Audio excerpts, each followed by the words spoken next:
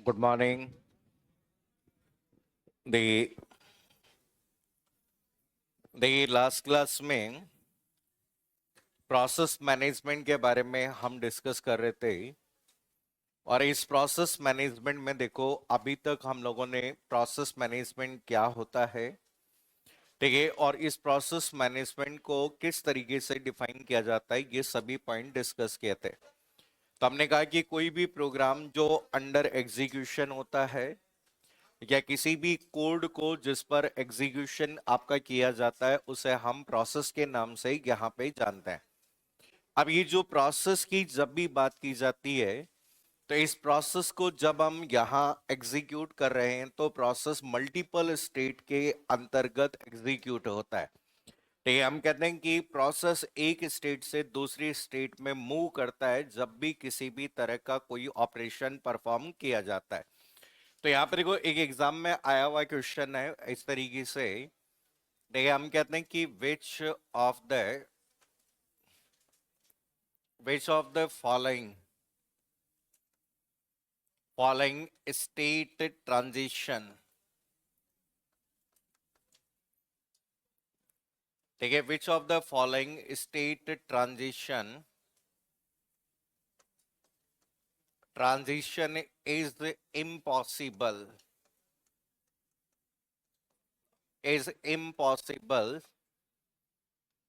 In classical operating system. ठीक है, तो यहां पर इस तरीके से क्वेश्चन है कि एक क्लासिकल ऑपरेटिंग सिस्टम में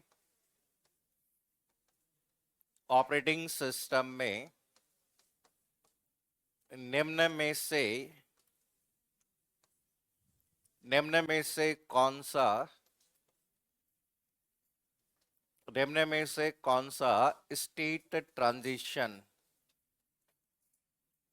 स्टेट ट्रांजिशन संभव नहीं है। ठीक है, स्टेट ट्रांजिशन संभव नहीं है। देखो, पिछली क्लास में हम लोगों ने यहाँ पे आपके स्टेट ट्रांजिशन की बात की थी।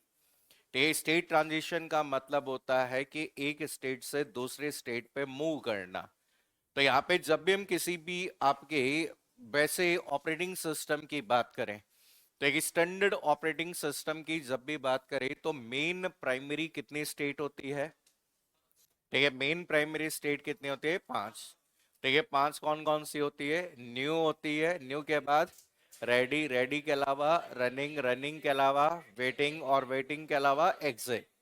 ठीक है, ये आपकी यहाँ पर 5 आपकी स्टेट होती है। लेकिन जो आजकल मॉडर्न या जो क्लासिकल ऑपरेटिंग सिस्टम होते हैं, उनमें 2 एडिशनल स्टेट को भी शामिल किया गया है कि जो भी आपके क्लासिकल ऑपरेटिंग सिस्टम है उसमें 2 स्टेट और शामिल होती है। तो जिसमें हमने कहा कि सस्पेंडेड, रेडी एंड आपका वेटिंग हो सकता है। ठीक है, हम कहते हैं कि, या फिर हम कहते हैं कि सस्पेंडेड एंड वेटिंग स्टेट भी आपकी हो सकती है। तो यहाँ पर एग्जामिनर क्या करता है, आप लोगों से कभी कभी ऐसे क्वेश्चन बना लेता है कि कौन सा स्टेट ट्रांजिशन आपका यहाँ पे संभव है। ठीक है, यहाँ पे पूछा गया कि संभव नहीं है, तो ऑप्शन है देखो। ठीक है, आपका इस तरीके से लिखा हुआ है, न्यू और रेडी, इस तरीके से लिखा हुआ है। सेकंड आपका लिखा हुआ है रेडी, और आपका यहाँ पे लिखा हुआ है रनिंग। ठीक है, तीसरा जो पार्ट आपका यहाँ पे दिया गया है ब्लॉक्ड। ठीक है, ब्लॉक्ड, या आपका क्या लिखा हुआ है? रनिंग। ठीक है, नेक्स्ट ऑप्शन आपका दिया गया है रनिंग।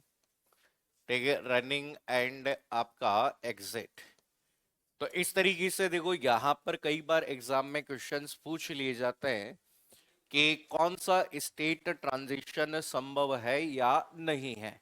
तो स्टेट ट्रांजिशन का मतलब आपकी एक स्टेट से कौन सी स्टेट पे जा सकते हैं। ठीक है, कौन सी स्टेट पे मूव किया जा सकता है या कौन सी स्टेट पे मूव नहीं हो सकता। ठीक है, ऐसा क्वेश्चन यहां पर पूछा जाता है। तो नॉर्मली देखो यहाँ पर आप लोगों से आपके जो स्टेप्स की बात की जाए, स्टेट्स की बात की जाए, तो पिछली क्लास में हमने पढ़ा कि जो भी क्लासिकल ऑपरेटिंग सिस्टम होते हैं उन ऑपरेटिंग सिस्टम में आजकल टोटल कितनी स्टेट होती है? 7।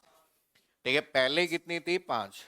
ठीक है, हम कहते हैं प्राइमरी स्टेट अगर कभी भी पूछी जाए तो प्राइमरी स्टेट तो टोटल कितनी होती है? 5। तो प्राइमरी स्टेट की बात करें तो पिछली क्लास में जैसे आप लोगों ने पढ़ा था कि नॉर्मली हम कहते हैं कि यहां पर कोई भी प्राइमरी स्टेट की बात की जाए तो यहां पर आपका कोई भी जो सिस्टम में होता है वो इस तरीके से कार्य करता है। ठीक है, तो यहाँ पे जिसमें हमने कहा था कि सबसे पहली जो स्टेट होती है वो कौन सी होती है? न्यू। न्यू से आपकी कौन सी स्टेट होती है? ठीक है, हम कहते हैं रेडी। रेडी से हम कह सकते हैं कौन सी हो सकती है? रनिंग। ठीक है, और रनिंग से आपकी कौन सी होती है? एग्जिट होती है। ठीक है, अगर हम यहाँ पर डायरेक्टली बात करें तो इस तरीके से एक आपका जो पार्ट था। ठीक है, इसके अलावा हमने यहाँ पर कहा था कि एक और स्टेट होती है। ठीक है, अगली जो स्टेट होती है जिसे हम यहाँ पर कौन सी स्टेट कहते हैं? वेटिंग। तो यार कि यहाँ जो वेटिंग स्टेट होती है इसी का मतलब यहाँ पर प्रोसेस कौन सी स्टेट में है? ब्लॉक स्टेट में है। ठीक है, ब्लॉक का मतलब यहाँ पर हम कहते हैं कि परमानेंटली से टर्मिनेट नहीं किया गया है। ठीक है, इसमें हमने यहाँ पर पिछली क्लास में कहा था कि अगर रनिंग में है तो रनिंग से ये प्रोसेस कहाँ जा सकती है? वेटिंग में। और वेटिंग से फिर वापस कहाँ आती है? ये। तो यहाँ पे हमने कहा कि इनपुट आउटपुट या इवेंट। ठीक है, इवेंट वेट की जब बात की जाए तो यहाँ पर ये हो सकती है। ठीक है, इस वाले पार्ट में हम कह सकते हैं इनपुट आउटपुट या इवेंट कंप्लीट की बात करें। ठीक है, तो यहाँ पर कंप्लीटेड की बात की जाए तो यहाँ पे हम कहते हैं कि ये जो स्टेट होती है वो आपकी ये हो सकती है। ठीक है, जैसे टाइम आउट के केस में हम कहते हैं कि टाइम आउट के केस में आपकी ये भी हो सकती है। तो यहां से आप सबको पता चल रहा है कि कोई भी प्रोसेस, देखो कोई प्रोसेस न्यू में है तो न्यू से हम किस में भेज सकते हैं? कौन सी स्टेट में जा सकती है? रेडी में। कोई प्रोसेस आपकी कहां पर है? रेडी। रेडी से कहां पे जा सकती है? कहां जा सकती है? रनिंग। अगर कोई प्रोसेस आपकी रनिंग में है, आपकी आपकी प्रोसेस रनिंग में, तो रनिंग से वो क्या रेडी में जा सकती है क्या? हाँ या नहीं? ठीक है, टाइम आउट हो जाता है तो कहाँ जा सकती है? रेडी में। ठीक है, कोई प्रोसेस आपकी रनिंग में है तो रनिंग से डायरेक्ट वो किस में भी जा सकती है? एग्जिट, टर्मिनेट हो गई। अगर कोई प्रोसेस आपकी रनिंग स्टेट में है तो रनिंग से ये आपकी कौन से स्टेट में जा सकती है? तो ये वेटिंग में। वेटिंग का मतलब ये कौन सी है? ब्लॉक है। ठीक है, ऐसे हम कह सकते हैं कि कोई आपकी प्रोसेस ब्लॉक्ड है। ठीक है, या फिर हम कहते हैं कि वेटिंग में है तो वेटिंग से ये किस में जा सकती है? किस में जा सकती है? रेडी में। ठीक है, आपकी ब्लॉक से हम कहते हैं, तो यहां पर ध्यान रखिए, क्या रेडी से कोई स्टेट डायरेक्ट ब्लॉक में जा सकती है क्या? नहीं। ऐसे ही हम कहते हैं कि क्या रनिंग से कोई स्टेट वेटिंग में जा सकती है? हाँ। लेकिन वेटिंग से डायरेक्ट रनिंग में जा सकती है क्या? नहीं। हम कहते हैं वेटिंग से पहले कहाँ जाना पड़ेगा? रेडी। रेडी से फिर कहाँ पे? रनिंग में। तो याद रखिए कि यहां पर ये कौन सा नहीं होगा? सी नहीं होगा। देखो कई बार क्या होता है कि एग्जामिनर आपकी नॉलेज को चेक करने के लिए इस तरीके के सवाल भी बना देता है कि भाई कौन सा आपका ट्रांजिशन संभव होगा या कौन सा ट्रांजिशन संभव नहीं होगा। तो हमें यहाँ पर ये स्टेट ट्रांजिशंस ध्यान रखने हैं कि कौन कौन से हो सकते हैं। जैसे आपके एग्जाम में क्वेश्चन आया था जो ऑपरेटिंग सिस्टम का प्रोसेस मैनेजमेंट वाला टेस्ट था, तो उसमें क्वेश्चन पूछा गया था arrange the following state transition in A sequence. कि उसमें पूछा गया था कि एक सीक्वेंस पूछी गई थी कि कौन सी प्रोसेस कौन से स्टेट में कब कैसे आपकी रन की जाती है। तो पहले ये नोट कर लो ताकि याद रहे आपको कि सब स्टेट ट्रांजिशंस की बात होती है जब आपसे पूछा जाता है।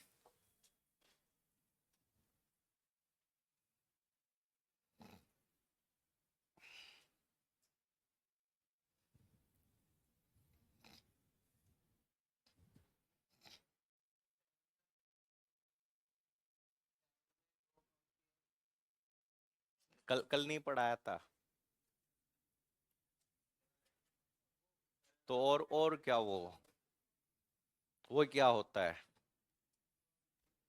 स्वैप आउट प्रोसेस नहीं बताया था कल?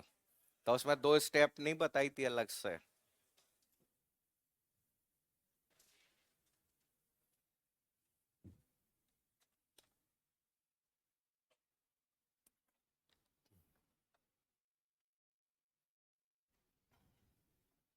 हम्म।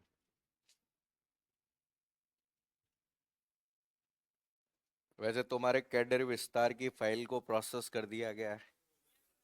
अगर कैडर विस्तार फाइल होता है तो आपको कक्षा 1 से लेकर 8वीं तक की एक अलग भर्ती देखने को और मिल सकती है। अभी जैसे हम कहते हैं ना, एक अभी ये जो बढ़ती है 9वीं 10वीं और 11वीं 12वीं की है। ये जो बीसीआई बोलते हैं ये 9वीं 10वीं है, और ये किसके लिए है? सीनियर है। लेकिन बीसीआई वाला ही पहली से 8वीं को ही पढ़ा रहा है अभी, क्योंकि स्कूल में टीचर नहीं है। कई जगह स्कूल में टीचर नहीं है, वहां पे सीनियर वाला ही केवल 9वीं 10वीं और सबको पढ़ा रहा है। तो यहाँ पे थर्ड ग्रेड अभी जो बोल रहे हैं, अगर हो जाता है कैडर विस्तार तो उसके बाद पहली से 8वीं तक, ठीक है, एक बड़ी बढ़ती हमें देखने को मिल सकती है। ठीक है, वैसे अगर डीपीसी की बात करें, 50,000 आएंगे तो है, सीटें खाली रह जाए क्या मतलब है? हाँ हाँ। मैं कह रहा हूँ कि देखो, 5,000 से ज्यादा तैयारी करने वाले स्टूडेंट नहीं है कंप्यूटर जैसी भर्तियों में। 5,000 से जब भी ज्यादा भर्ती आएगी वो हमेशा खाली जाएगी। रीजन है ना, कि रीजन है कि आप ये देखो ना, कि बहुत सारे ऐसे क्षेत्र हैं जहां पे कंप्यूटर शिक्षा अभी जीरो है। पिछली बार आपने देखो 880 के करीब सीटें थी टीएसपी में। ठीक है, 650 सीटें क्या रह गई खाली? तो यहाँ पे अगर मान लो कि 10,000 आएगी भी ना, तो टीएसपी की चली जाएगी 4,000 सीटें, ऐसे मानो। भाई सीटें उधर चली बट जाएगी। जैसे 12% कोटा किसका है? एक्स सर्विसमैन का। तो एक्स सर्विसमैन मिलते ही नहीं है ढूंढने से ही। देखिए, मिल जाएंगे तो 40% नहीं आएंगे। भाई रीजन है ना कि यहाँ पर फिर ज्यादा सीटों का कोई मतलब नहीं होता है। अभी देख लो ना कि अभी फर्स्ट ग्रेड एग्जाम हुआ, उसमें 450 सीटें क्या रह गई खाली। अब क्या करेंगे? 450 अभी खाली रह गई, 450 अभी और रख लेंगे थोड़े दिन में।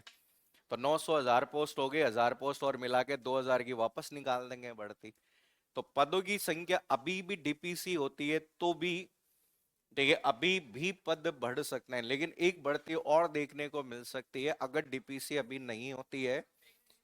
तो मान लो कि 5-6 हजार की एक और वैकेंसी हमें देखने को मिल, सरकार की मंशा तो पहले भी दो बढ़ती की थी, कि एक अभी 2000 निकाल दो और एक बढ़ती जाते जाते और निकाल दो। ते हम्म? नहीं नहीं, ये तो अधीनस्थ बॉडी करा है पहले।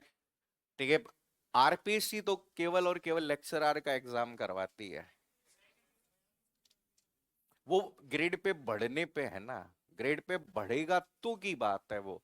लेकिन ये और दिक्कत है, देखिए, जैसे ही तुम्हारा ग्रेड पे बढ़ जाता है तो तुम सबको पास करनी पड़ेगी क्या? रीट। अगर रीट पास नहीं है, अब क्या करेंगे? अगर जैसे ग्रेड पे, ये एक तरीका ये है कि ये ग्रेड पे बढ़ा देंगे और ग्रेड पे उसी का बढ़ेगा। ठीक है, उसमें अनिवार्य रूप से क्या कर देंगे? 11वीं 12वीं के लिए तो कर देंगे अनिवार्य, क्या कर देंगे? बीएड। ठीक है, आपको बीएड, आपको टाइम दे देंगे कि भाई 2 साल में बीएड करके आओ। ठीक है, जैसे होता है ना केंद्रीय विद्यालय में, पहले ऐसे ही होता था कि पहले आपको एनआईओएस से बीएड करके आना पड़ता था, 2 साल का टाइम देते। अभी इसलिए इस बार इन्होंने कर दी, और जबकि रीट तो पास करना सबको अनिवार्य हो जाएगा अगर जैसे ही अनुदेशक से नाम शिक्षक हो जाएगा। ठीक है, जैसे नई सुप्रीम कोर्ट की गाइडलाइंस के अकॉर्डिंग देखा जाए तो शिक्षक पात्रता परीक्षा पास करना सबको क्या है? अनिवार्य है। ठीक है, जैसे इस बार देखो ना सीटेट के अंदर, इस बार जो सीटेट का एग्जाम हुआ उसमें दादाजी मम्मी और पापा ने, दोनों ने, बेटे ने, सबने एक साथ एग्जाम दिया। क्योंकि मतलब दादाजी ने एग्जाम दिया अपनी नौकरी बचाने के लिए, पिताजी ने एग्जाम दिया प्रमोशन के लिए, और औलादों ने एग्जाम दिया आगे आने वाली शिक्षक भर्ती में बैठने के लिए। इस बार इसीलिए तो देखा होगा कि लेवल 2 में 23 लाख लोगों ने एग्जाम दिया है सीटेट में। हमेशा नॉर्मली 10 लाख देते हैं, इस बार कितने लाख लोगों ने दिया है? 23 लाख। क्योंकि उन सुप्रीम कोर्ट की गाइडलाइन के अकॉर्डिंग अगर कोई भी शिक्षक है, ठीक है, जैसे पहले व्याख्याता का है कोई है, तो अगर उसने पात्रता परीक्षा पास नहीं कर रखी तो उसे, अगर उसकी 5 साल से कम की नौकरी बची है तो उसको ससम्मान घर विदा कर दो, ठीक है। और जिनकी नहीं है उनको अगर आपके पे ग्रेड लेना है, प्रमोशन करना है, उसके लिए पात्रता परीक्षा पास करना क्या है, जरूरी है। इसलिए इस बार के इतिहास की सबसे बड़ी एग्जाम होगी रीट, क्योंकि राजस्थान में जितने भी टीचर जो 2000 से पहले 2008-10 से पहले लगे हैं, सबको क्या देना पड़ेगा, रीट देना पड़ेगा। तो शिक्षक जब तक शब्द नहीं होता तब तक लो मजे, ठीक है। जैसे ही हो जाएगा तो सरकार कानूनी पेच में फंसा देगी, है। देखो समझो, है। ठीक है, अब देखो यहाँ पर ये तो आपको ध्यान रखना है कि, ठीक है, ये सब चीजें आप लोगों को ध्यान रखने की क्या होता है, किस तरीके से आपका यूज किया जाता है। अब इसके बाद में देखो अगला जो पार्ट आपका यहाँ पर एक शब्द यूज होता है जिसे हम कहते हैं पीसीबी। ठीक है, पीसीबी का मतलब होता है प्रोसेस कंट्रोल, आपका क्या कहलाता है, ब्लॉक कहलाता है। ठीक है, नेक्स्ट देखिए अगला जो पार्ट आता है जिसे प्रोसेस कंट्रोल ब्लॉक कह सकते हैं, या कभी कभी यहाँ पे इसे हम टास्क कंट्रोल ब्लॉक भी कह सकते हैं। ठीक है, टास्क कंट्रोल ब्लॉक के नाम से भी जाना जाता है। तो यहाँ पे देखो आपके यहाँ पे जो भी प्रोसेस होती है, आप कह रहे हैं जब भी हम किसी भी प्रोसेस की बात करते हैं तो प्रत्येक प्रोसेस की कुछ इंफॉर्मेशन होती है। तो आज हम कहते हैं कि जैसे फॉर एग्जांपल आपकी कोई भी जो प्रोसेस है, तो ये हम कहते हैं कि ये जो प्रोसेस आपकी यूज की जा रही है, इस प्रोसेस की कुछ इंफॉर्मेशन होती है, और उस इंफॉर्मेशन को जिस नाम से जाना जाता है उसे कहते हैं प्रोसेस के, क्या कहते हैं, एट्रीब्यूट्स। ठीक है, हर एक प्रोसेस जब क्रिएट होती है तो उस प्रोसेस से संबंधित विभिन्न प्रकार की जानकारी होती है। ठीक है, जैसे कि आपके प्रोसेस एट्रीब्यूट में आपका पीआईडी होता है। ठीक है, पीआईडी का मतलब हर प्रोसेस के एक यूनिक आईडी होती है जिसे क्या कहते हैं, प्रोसेस आईडी कहते हैं। तो जब भी कोई प्रोसेस क्रिएट होती है तो उसका यूनिक आईडी होता है। ऐसे अगर बात करें प्रोसेस को आवंटित किए जाने वाले विभिन्न प्रकार के सीपीयू क्या होते हैं, रजिस्टर्स हो सकते हैं। ठीक है, इस प्रोसेस के साथ में हम कहते हैं कि लिस्ट ऑफ ओपन फाइल्स, कि इस प्रोसेस के साथ में कौन कौन सी फाइलें आपकी ओपन की गई है। ठीक है, ऐसे हम कहते हैं किसी भी प्रोसेस से संबंधित आपका स्टैक होता है। ठीक है, आपका स्टैक जो किसी ऑपरेशन को परफॉर्म करने के लिए काम में लिया जाता है। तो हम कहेंगे जब भी कोई भी प्रोसेस क्रिएट करते हैं तो उस प्रोसेस को क्रिएट करने के समय ही बहुत सारे एट्रीब्यूट होते हैं। ठीक है, जैसे कि हम कह सकते हैं कि प्रोसेस आपकी स्टेट, तो कोई भी जो प्रोसेस है उस प्रोसेस की करंट स्टेट होती है। ठीक है, जैसे कि आप लोगों ने पढ़ रखा है कि आपकी न्यू स्टेट होती है, आपकी कोई रेडी स्टेट होती है, आपकी प्रोसेस की हो सकता है कि प्रोसेस वेटिंग स्टेट में हो सकता है, आपकी प्रोसेस आपकी रनिंग स्टेट में हो सकती है, प्रोसेस कौन सी एग्जिट स्टेट में। कि इस प्रोसेस की जो करंट इंफॉर्मेशन है, कि करंट स्टेटस है कि भाई वर्तमान में कैसी आपकी स्टेट है, तो ये जानकारी देने वाला जो पार्ट होता है वो आपकी कौन सी कहलाती है, प्रोसेस स्टेट कहलाती है। तो ये सब जो आपकी इंफॉर्मेशन होती है एक डेटा स्ट्रक्चर में होती है। तो ये हम कहते हैं कि यहाँ पर एक जो पार्ट आपका होता है, जैसे समझो, तो ये जब भी किसी भी ऑपरेशन को परफॉर्म करते हैं तो होता क्या है कि आपका ये मेमोरी वाला जो पार्ट आपका दिया गया है, ठीक है, हम कहते हैं कि हमारा ये जो एक मेमोरी वाला पार्ट आपका दिया गया है जिसे हम जनरली रैम के नाम से जानते हैं। ठीक है, और इस पर्टिकुलर भाग में सबसे पहले, ठीक है, मेमोरी में हम कहते हैं कि सबसे पहले जिस भाग को लोड किया जाता है, ठीक है, आपका सबसे पहला जो पार्ट जो आपके मेमोरी में लोड होता है वो आपका कौन सा होता है, ऑपरेटिंग सिस्टम। क्या कोई भी ऑपरेटिंग सिस्टम, अगर आपसे पूछा जाए क्या ऑपरेटिंग सिस्टम, क्या किसी आपके ऑपरेटिंग सिस्टम के बिना कंप्यूटर काम कर सकता है क्या, हाँ या नहीं, नहीं। तो ऑपरेटिंग सिस्टम आपका अवेलेबल है। तो या फिर हम ऐसा भी कह सकते हैं कि इस वाले भाग में जैसे अगर देखा जाए तो हम कह रहे हैं कि आपका जैसे मान लो कि ऑपरेटिंग सिस्टम है, ठीक है, ऑपरेटिंग सिस्टम के अलावा इसे एग्जीक्यूट करने वाला एक पार्ट होता है, ऑपरेटिंग सिस्टम के अलावा हमें किसकी जरूरत होती है? प्रोसेसर के। प्रोसेसर का मतलब यहाँ पे सीपीयू है जो किसी ऑपरेशन को परफॉर्म कर रहा है, ठीक है, और ये इंटरकनेक्टेड होता है एक पर्टिकुलर भाग से जिसे हम क्या कहते हैं? Main memory. तो यार कि जब भी किसी भी तरह की कोई भी प्रोसेस क्रिएट होती है, कोई भी जो प्रोसेस क्रिएट होती है, तो उससे संबंधित ऑपरेटिंग सिस्टम सबसे पहले क्या क्रिएट करता है? पीसीबी, ठीक है। और इस पीसीबी में उस प्रोसेस की सभी इंफॉर्मेशन क्या है? ये है। तो यहां पर हमेशा याद रखना कि पीसीबी हम कहते हैं कि यहां, ठीक है, पीसीबी हम कहते हैं, याद रखना कि पीसीबी को, ठीक है, कहां स्टोर? ओएस में, ठीक है, ओएस में स्टोर किया गया है। पहले सबसे पहले ओएस में स्टोर किया गया है, और फिर इसके बाद में यहां पर इस पीसीबी को लोड कर दिया जाता है कौन सी मेमोरी में? Main memory. तो यार ये पीसीबी एक प्रकार का डेटा स्ट्रक्चर है। डेटा स्ट्रक्चर नाम सुना आपने भाई? जैसे होता है ना, स्टैक हो गया, क्यू हो गया, लिंक लिस्ट हो गया, एरे हो गया, स्ट्रक्चर हो गया, एनुमरेशन हो गया, यूनियन हो गया, ये सब क्या कहलाते हैं? Data structure. तो यार ये प्रत्येक आपके प्रोसेस से संबंधित एक डेटा स्ट्रक्चर होता है जिसे प्रोसेस कंट्रोल ब्लॉक कहा जाता है। और जब भी किसी प्रोसेस को एग्जीक्यूट करने की बात होती है तो उसे सबसे पहले लोड कर दिया जाता है। कहां पर लोड कर दिया जाता है?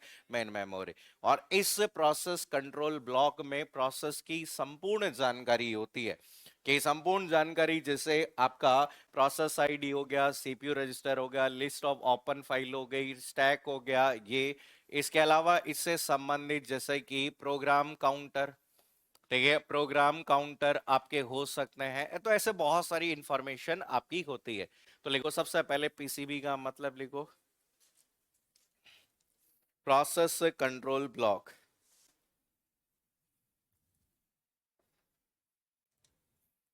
Process control block, PCB. PCB एक पीसीबी एक डेटा स्ट्रक्चर, एक डेटा स्ट्रक्चर है,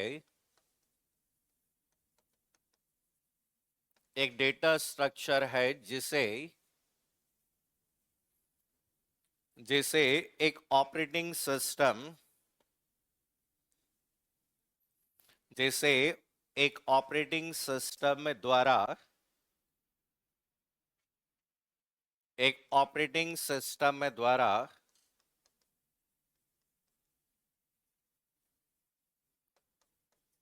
ऑपरेटिंग सिस्टम द्वारा प्रोसेस की जानकारी को,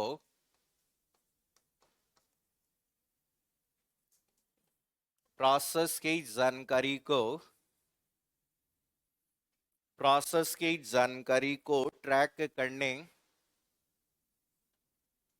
प्रोसेस की जानकारी को ट्रैक करने, ट्रैक करने तथा तथा प्रोसेस के तथा प्रोसेस की एग्जीक्यूशन, निष्पादन, प्रोसेस की एग्जीक्यूशन को, प्रोसेस की एग्जीक्यूशन को, निष्पादन को, प्रोसेस की एग्जीक्यूशन को नियंत्रित करने हेतु, नियंत्रित करने हेतु, नियंत्रित करने हेतु किया जाता है, नियंत्रित करने हेतु किया जाता है। या फिर ऐसा भी लिख सकते हो, पीसीबी, पीसीबी ऑपरेटिंग सिस्टम को, पीसीबी ऑपरेटिंग सिस्टम को, पीसीबी ऑपरेटिंग सिस्टम को एक प्रोसेस,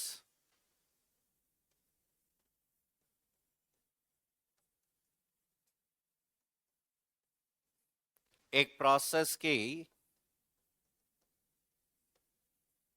एक प्रोसेस की एक प्रोसेस की एग्जीक्यूशन, एक प्रोसेस की एग्जीक्यूशन को, एक प्रोसेस की एग्जीक्यूशन को मैनेज तथा, ठीक है, मैनेज तथा कंट्रोल करने, कंट्रोल करने में सहायता, सहायता, सहायता करता है, सहायता करता है। तो या तो हम कहते हैं कि भाई किसी प्रोसेस को मैनेज करना है, कंट्रोल करना है, या फिर ऐसा भी कह सकते हैं कभी कभी मॉनिटरिंग, ठीक है, monitoring the execution of process, तो किसी भी प्रोसेस के एग्जीक्यूशन की निगरानी रखना, कि मॉनिटरिंग करना कि प्रोसेस किस तरीके से एग्जीक्यूट होगी, ये आपका बताने का कार्य जो होता है वो आपका क्या है, ये है। तो याद रखना है कि आपके किसी प्रोसेस को किस तरीके से एग्जीक्यूट किया जाएगा, उसे मैनेज, कंट्रोल या मॉनिटर करने की जिम्मेदारी एक पर्टिकुलर भाग को दी जाती है और उसे किस नाम से जाना जाता है, पीसीबी कहा जाता है। नेक्स्ट पॉइंट लिखिए। प्रत्येक प्रोसेस, प्रत्येक प्रोसेस को, प्रत्येक प्रोसेस को एक विशिष्ट आईडी,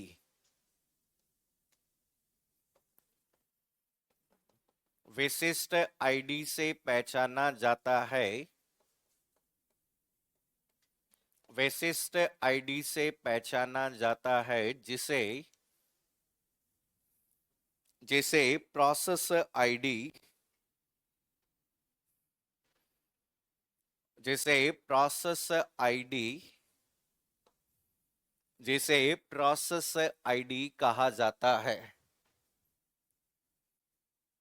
प्रोसेस आईडी कहा जाता है। नेक्स्ट पॉइंट लिखो। पीसीबी,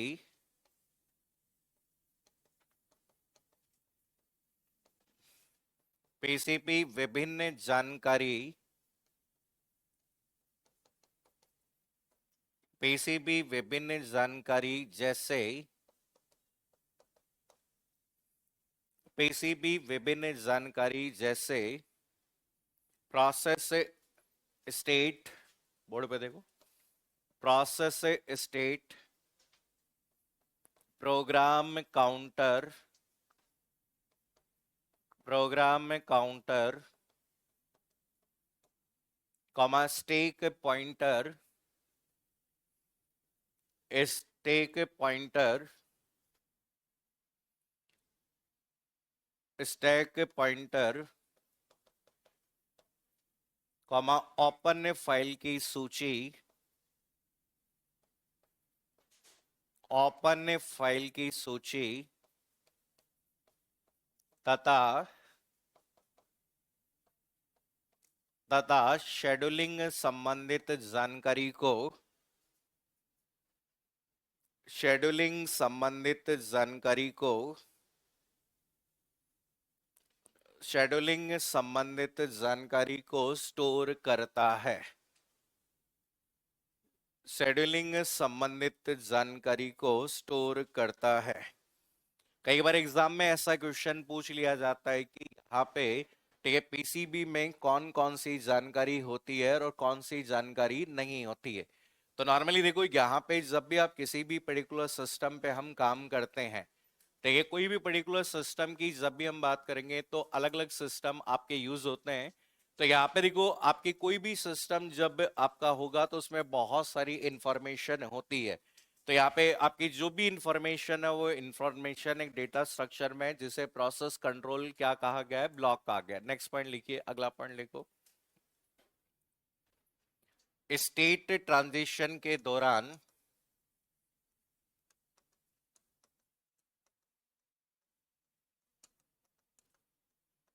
स्टेट ट्रांजिशन के दौरान, स्टेट ट्रांजिशन के दौरान operating system, operating system operating system PCB को डेटा के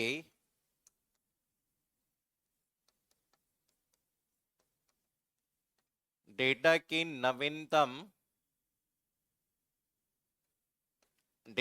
नवीनतम निष्पादन के आधार पर नवीनतम एग्जीक्यूशन के आधार पर अपडेट करता है। एग्जीक्यूशन के आधार पर अपडेट करता है मतलब जैसे ही आपकी स्टेट ट्रांजिशन होगी, क्या होता है ना कि न्यू से रेडी में गए तो आपकी वहां स्टेट की जो इंफॉर्मेशन पहले न्यू थी अब वो न्यू से किसमें हो जाएगी, रेडी में। तो अब रेडी से अगर आप यहां रनिंग में जाते हैं तो भी आपकी स्टेट आपकी ट्रांजिशन की इंफॉर्मेशन अपडेट, क्योंकि स्टेट ट्रांजिशन से आप आइडेंटिफाई कर सकते हैं कि स्टेट के बेस पर प्रोसेस किस आपकी करंट एग्जीक्यूशन को परफॉर्म कर रही है। नेक्स्ट पॉइंट लिखो, अगला पॉइंट लिखो। पीसीबी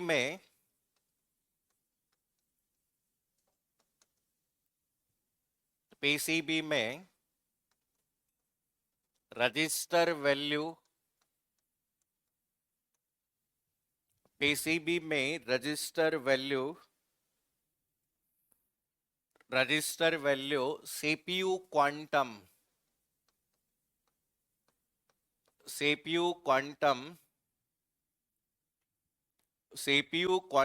तथा प्रोसेस की प्राथमिकता प्रायोरिटी को शामिल किया जाता है। प्रोसेस की प्रायोरिटी को शामिल किया जाता है। मैं देखिए आप जब भी सीपीयू पे एग्जीक्यूशन करते हैं, सीपीयू में कोई भी एग्जीक्यूशन होता है तो जो भी वैल्यू होती है वो कहाँ स्टोर की जाती है, रजिस्टर में। ठीक है, अगर आप यहाँ पे प्रोसेस को प्रिमिटिव मोड में जा रहे हैं तो आपको सीपीयू की क्या जरूरत पड़ेगी, क्वांटम, कि भाई कितने सेकंड तक सीपीयू इस पर्टिकुलर प्रोसेस को होल्ड करके रखेगा। तभी तो हम कहते हैं टाइम आउट। टाइम आउट का मतलब इतने सेकंड तक होगा, फिर उसके बाद दूसरी प्रोसेस। फिर क्या होता है कि बहुत सारी प्रोसेस होती है, उनकी क्या होती है, प्रायोरिटी। जैसा मान लीजिए आपके दो ही आपके जो एक ही समय पे दो प्रोसेस आ गई।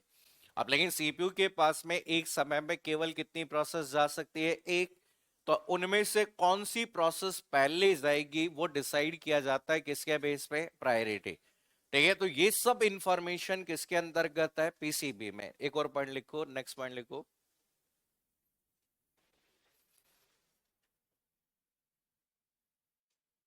नेक्स्ट पॉइंट लिखिए, प्रोसेस टेबल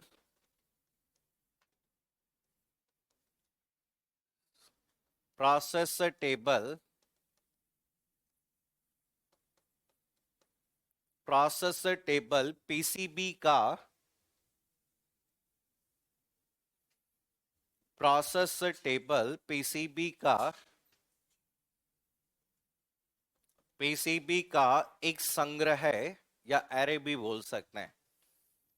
पीसीबी का एक संग्रह होती है जो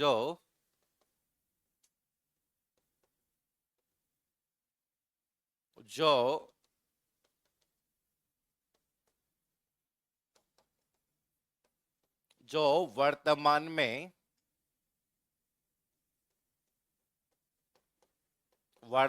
में सक्रिय, एक्टिव, वर्तमान में एक्टिव सभी प्रोसेस की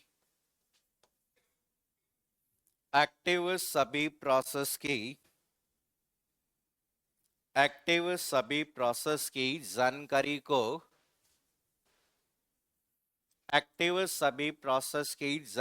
को रखती है। एक्टिव सभी प्रोसेस की जानकारी को रखती है। तो यहाँ पे हम कह सकते हैं कि भाई देखो, आपका कोई भी प्रोसेस कंट्रोल ब्लॉक होता है, तो यहाँ पे देखो ये आपका कोई भी प्रोसेस कंट्रोल ब्लॉक हो सकता है, ऐसा समझो। तो ये आपका प्रोसेस कंट्रोल ब्लॉक जो होता है वो एक प्रकार का क्या होता है, डेटा स्ट्रक्चर होता है। ठीक है, हम कहते हैं कि ये एक प्रकार का डेटा स्ट्रक्चर है जो आपके किसी भी प्रोसेस से संबंधित सभी जानकारी रखेगा। कि जैसे कि फॉर एग्जांपल हम कहते हैं कि यहाँ पर आपकी कोई भी जो प्रोसेस है, तो ये हम कहते हैं कि साहब कोई भी जो प्रोसेस है उस प्रोसेस के संदर्भ में, तो ये जब भी कोई प्रोसेस क्रिएट होती है तो उस प्रोसेस की पहचान किसके आधार पे होती है, प्रोसेस आईडी। देखिए, प्रोसेस आईडी के अलावा हम कहते हैं कि प्रोसेस से संबंधित आपको इंफॉर्मेशन किसके बेस पे मिलती है, स्टेट। कि वर्तमान में अगर बात करें प्रोसेस से कौन सी स्टेट पर है, तो स्टेट का मतलब 5 प्राइमरी स्टेट होती है कि न्यू हो गया, रेडी है, रनिंग है, वेटिंग है, या आपकी कौन सी है, एग्जिट। तो ये प्रत्येक प्रोसेस के एग्जीक्यूशन के बाद में अगली प्रोसेस होती है, और अगली प्रोसेस की जानकारी किसके बेस पे होती है, प्रोग्राम काउंटर। कि हम कहते हैं कि एग्जीक्यूट होने वाली अगली प्रोसेस की जो जानकारी देने वाला जो पार्ट होता है वो आपका कौन सा कहलाता है, प्रोग्राम काउंटर। इसके अलावा अगर किसी भी प्रोसेस पर ऑपरेशन परफॉर्म करते हैं तो हमें विभिन्न प्रकार के किसकी जरूरत पड़ती है, सीपीयू के रजिस्टर।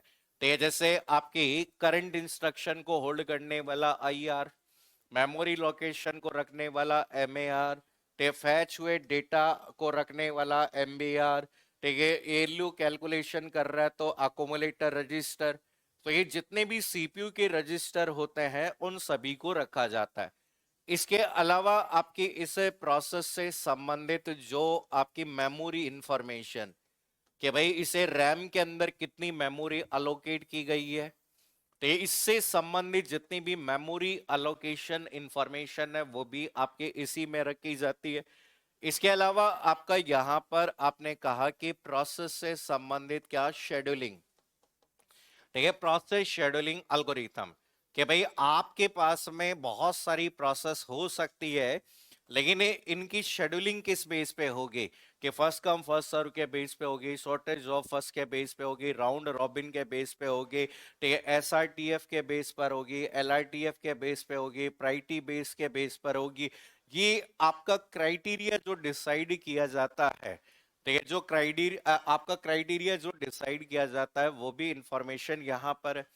इसके अलावा इस पर्टिकुलर आपकी अकाउंटिंग इंफॉर्मेशन, क्या आप कह रहे हैं, अकाउंटिंग से संबंधित जितनी भी जानकारी होती है, अकाउंटिंग से संबंधित जितनी भी जानकारी है वो भी यहाँ पर है। इसके साथ में हम कहते हैं कि लिस्ट ऑफ ओपन फाइल्स, ठीक है, मान लीजिए इस प्रोसेस के साथ में कौन कौन सी फाइल को क्या कर दिया गया है, ओपन किया गया।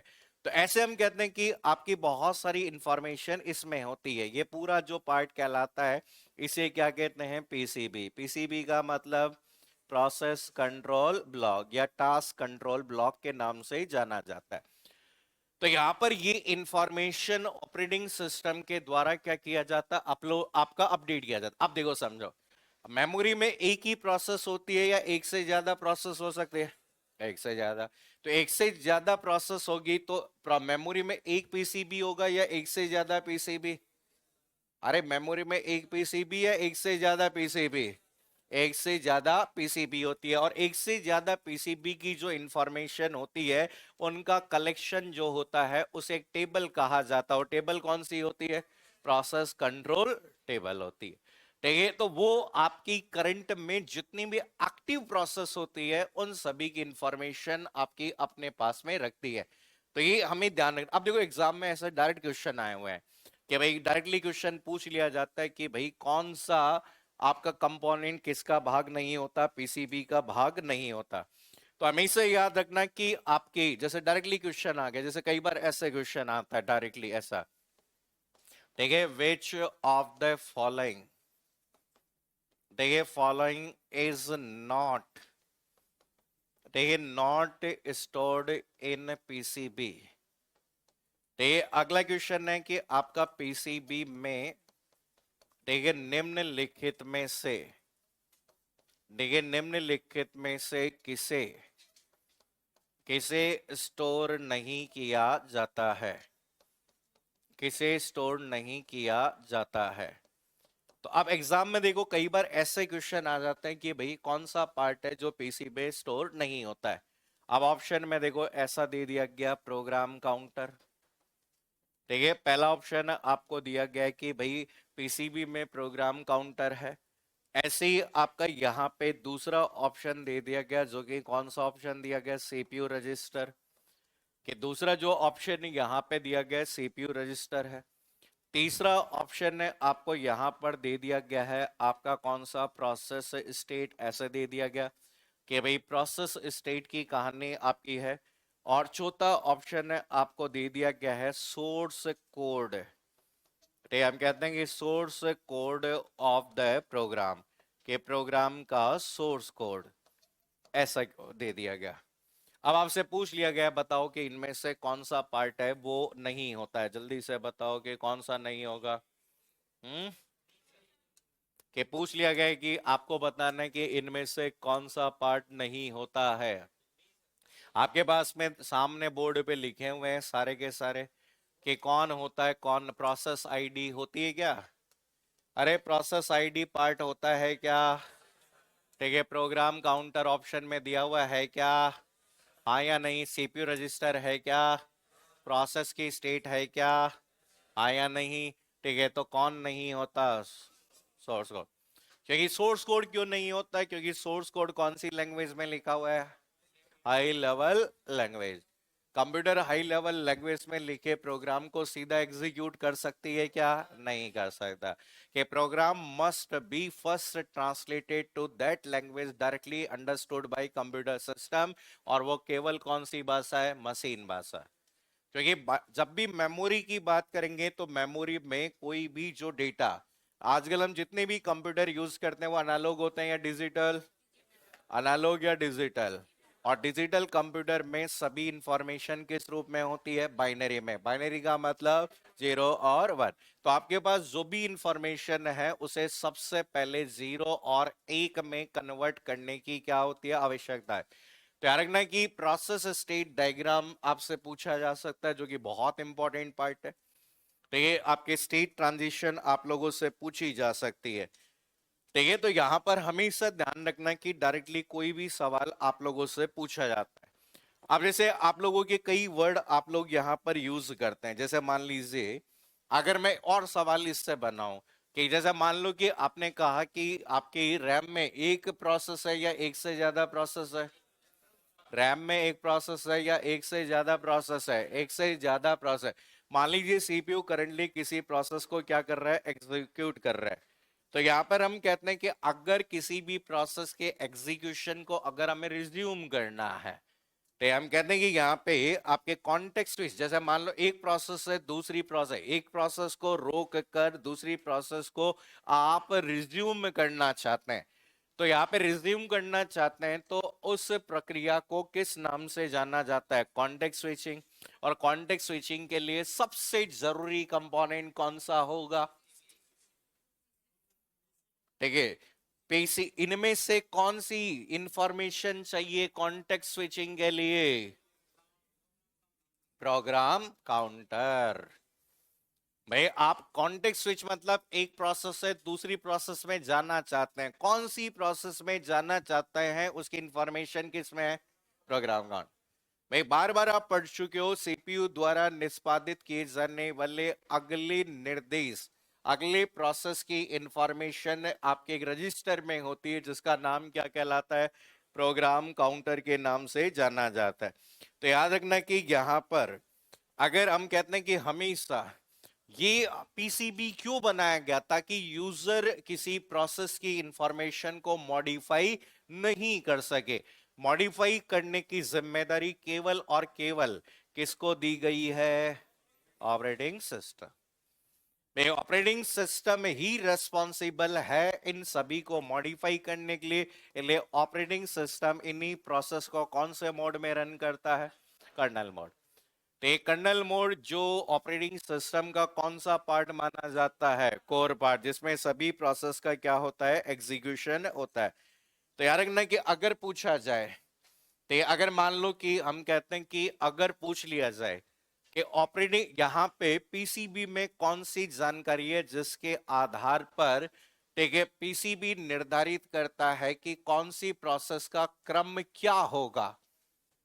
अगर मैं डिसाइड करना चाहता हूं क्रम, the number of process reside in main memory and PCB want to decide the sequence of process, कि ऑर्डर बताना चाहता है, ऑर्डर बताने के लिए कौन सी इंफॉर्मेशन का वो यूज करेगा, कौन सी इंफॉर्मेशन, प्रोसेस कंट्रोल ब्लॉक की कौन सी इंफॉर्मेशन के आधार पर सीपीयू द्वारा निष्पादन होने वाली प्रोसेस का क्रम निर्धारित किया जाता है, किसके आधार पर।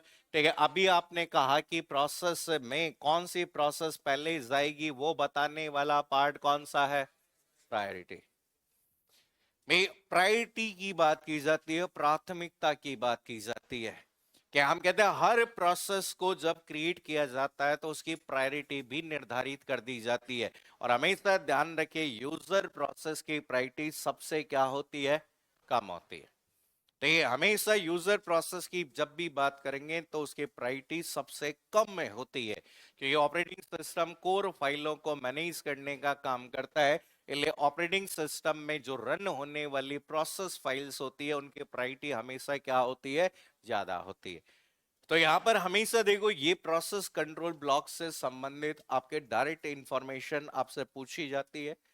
तो ये कई बार अपडेट करने की बात कर लेगा, कई बार पूछ लेगा कि कौन सी इंफॉर्मेशन होती है या कौन सी नहीं होती। बताओ कोई सवाल हो तुम्हारा, अरे बताओ कोई सवाल है क्या, जल्दी बताओ।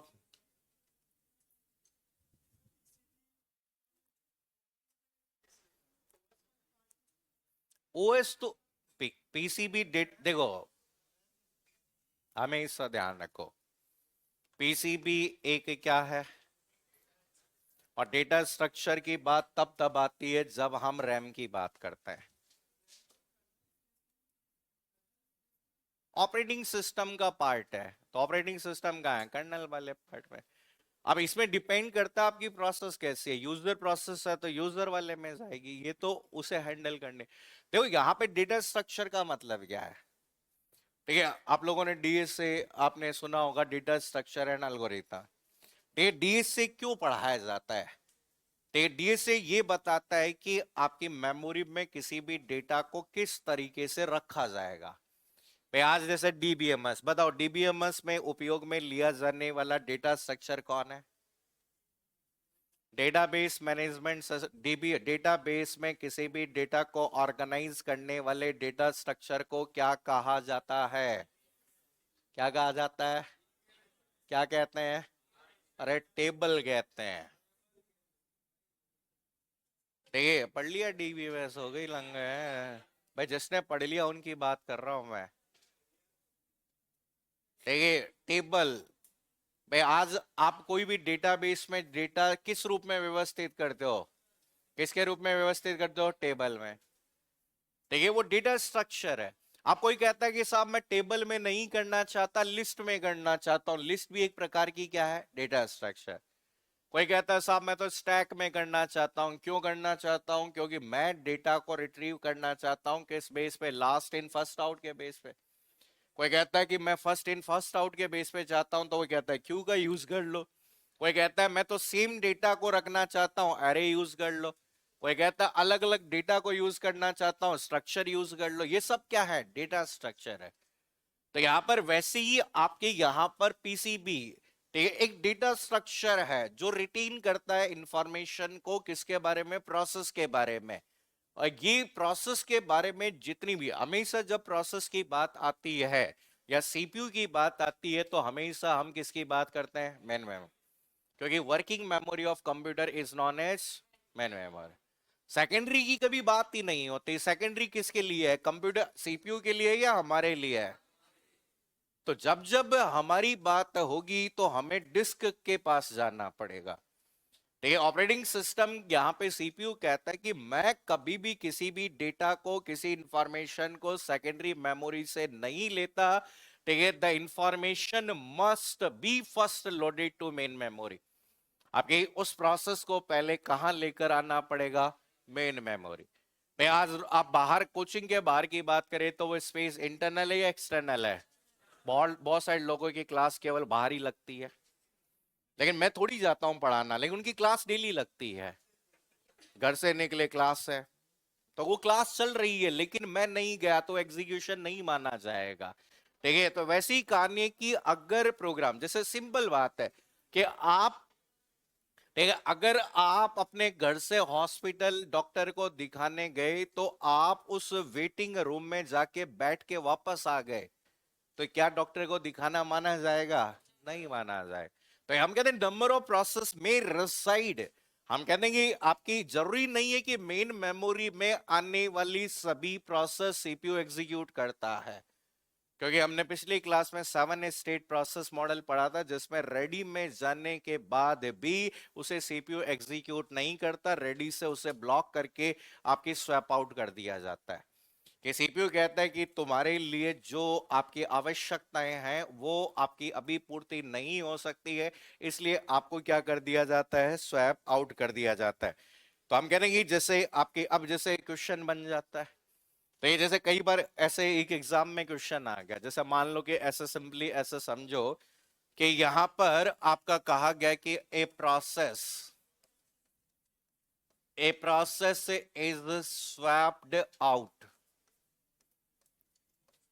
swapped out due to memory shortage।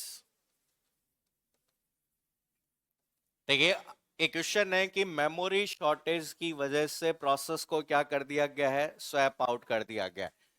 देखिए, in the in the seven state in the seven state process model, अब आपसे पूछा गया कि अगर आप कौन से स्टेट मॉडल का यूज कर रहे हो? 7 स्टेट मॉडल में।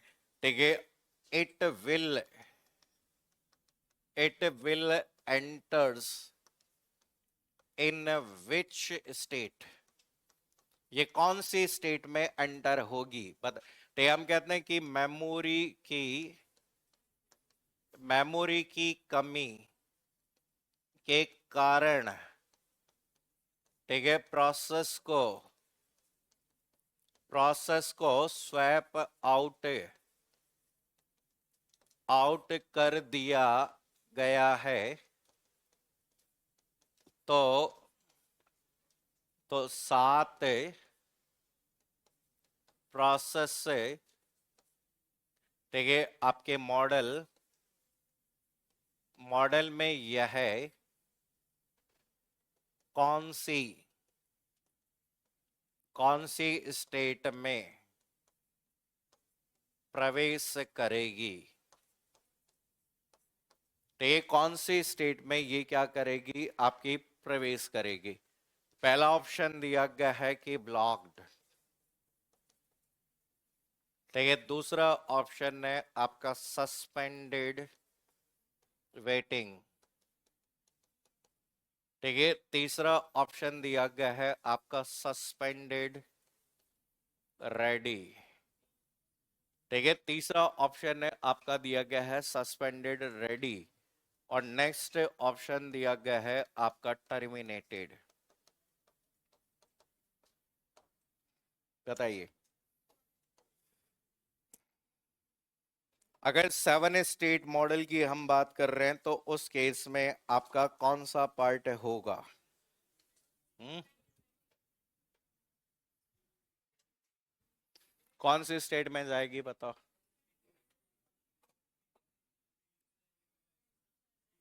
ब्लॉक में जाएगी, सस्पेंडेड वेटिंग में जाएगी, सस्पेंडेड रेडी में जाएगी, या टर्मिनेटेड में जाएगी? हम्म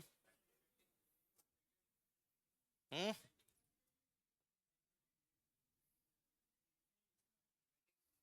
बताओ, अरे बताओ क्या?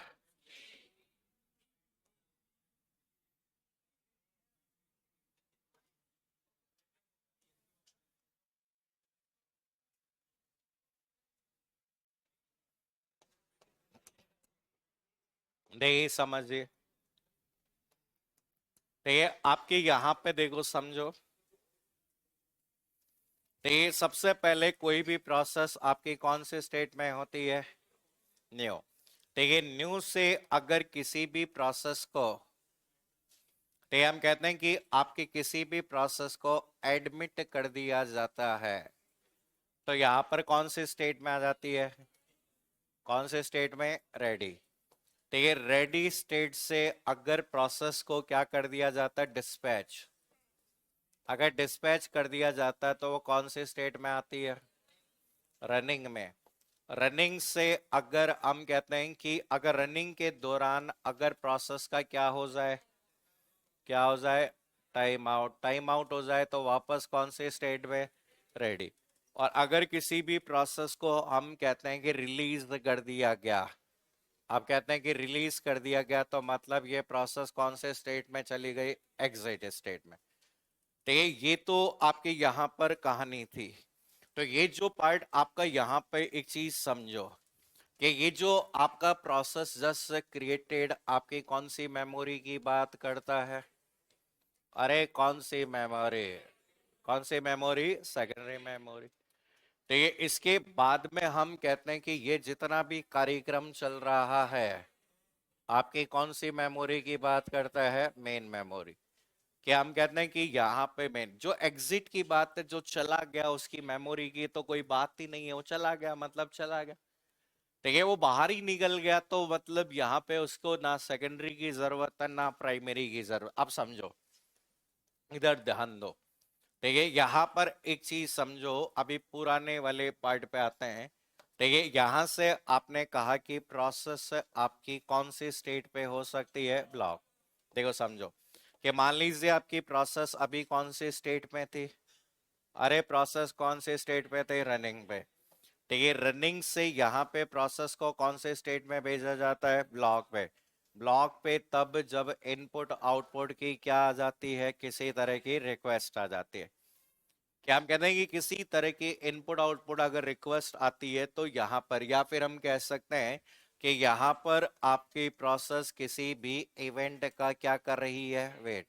कि एक इवेंट का वेट कर रही है, तो यहाँ पर, तो यहाँ पे जैसे ही ये इवेंट आपका अक्कर होता है, आप कह रहे हैं कि जैसे ही ये इवेंट अक्कर होता है तो प्रोसेस जो है आपकी यहाँ से, ठीक है, यहाँ से प्रोसेस आपकी कौन सी स्टेट पे चली जाती है? कौन सी में? रेडी में। तो यहाँ पर हम कहते हैं कि इवेंट अक्कर। तो ये कोई भी इवेंट आपका जो था वो अक्कर हुआ। तो ये जो पार्ट आपका यहाँ पर था, ये आपका जो भाग है, अब एक चीज समझो कि ये जो पार्ट आपको यहाँ पर दिखाई दे रहा है, कौन से वाला पार्ट? ठीक है, यहाँ से कौन से वाला भाग? ये वाला पार्ट। कौन सा? ये वाला। ठीक है, ये जो जितना भी पार्ट हम कह सकते हैं कि जनरली हम यहाँ पर ये जो भाग आपको दिखाई दे रहा है, ठीक है, इस तरीके से हम कहते हैं कि ये जितना भी पार्ट आपको यहाँ पे दिखाई देता है, ये, ठीक है, ये जनरली हम कहते हैं कि आपके एक भाग को रिप्रेजेंट कर रहा है। हम कह रहे हैं ये जो पार्ट है वो एकदम एक पर्टिकुलर पार्ट को रिप्रेजेंट कर रहा है। ठीक है, ये वाला जो पूरा पार्ट आपको दिखाई दे रहा है वो कौन से भाग को रिप्रेजेंट कर रहा है? तो ये जितना भी पार्ट आपको दिखाई दे रहा है वो कौन सी मेमोरी को रिप्रेजेंट कर रहा है? कौन सी मेमोरी को? मेन मेमोरी में। अब एक चीज समझो, ठीक है, ये मेन मेमोरी वाला पार्ट है। तो मतलब यहां से एक चीज समझो कि प्रोसेस की बात कर रहा है कि अगर प्रोसेस को स्वैप आउट किया गया, कि हम कहते हैं कि प्रोसेस को क्या किया गया है? Swap out. ठीक है, किसकी वजह से किया गया है? मेमोरी की शॉर्टेज की वजह से। तो यहां पर इस वाले भाग में आपने कहा कि दो अतिरिक्त स्टेट होती है जिसे हम क्या करते हैं? शामिल करते हैं। तो ये समझो कि यहां से एक आपकी स्टेट आपकी यहां पर थी जिसे आपने यूज किया। ठीक है, हम कहते हैं एक और स्टेट आपकी यहां पर थी जिसे आपने शामिल किया। तो ये जो आपको यहां पर जो पार्ट आपका दिया गया है, ठीक है, एक तो आपने पढ़ा था कि जिसका नाम होता है, जिसे आपका कौन सा कहते हैं? कौन सा? सस्पेंडेड। आपकी कौन सी? रेडी। और एक पार्ट आपका होता है जिसे हम क्या कहते हैं? सस्पेंडेड। आपकी कौन सी कहते हैं? वेटिंग कहते हैं। तो ये आपके एक सस्पेंडेड रेडी और एक सस्पेंडेड आपका वेटिंग वाला जो पार्ट होता है। तो यहाँ पे इस वाले पार्ट में जैसे ब्लॉक है, तो ब्लॉक स्टेट का मतलब है कि कोई भी प्रोसेस आपका किसी इवेंट के होने का क्या कर रही है, वेट कर रहा है। तो वो कहता है कि मैं तो मेमोरी में हूं, तो ये मुझे इसलिए मेमोरी से नहीं निकाला गया कि मेमोरी की शॉर्टेज है, मुझे इसलिए मेमोरी, हम कहते हैं कि मुझे ब्लॉक स्टेट में रखा गया, कि ब्लॉक स्टेट में रखा गया क्योंकि आपका जो इवेंट होना था वो इवेंट हुआ नहीं, प्रिंटर की जरूरत थी, प्रिंटर मिला नहीं, इसलिए मुझे कौन से स्टेट में भेज दिया गया, ब्लॉक। अब ब्लॉक स्टेट में जब मुझे रखा गया तो यहां पर ऑपरेटिंग सिस्टम कहता है कि पता नहीं प्रिंटर कब अवेलेबल होगा।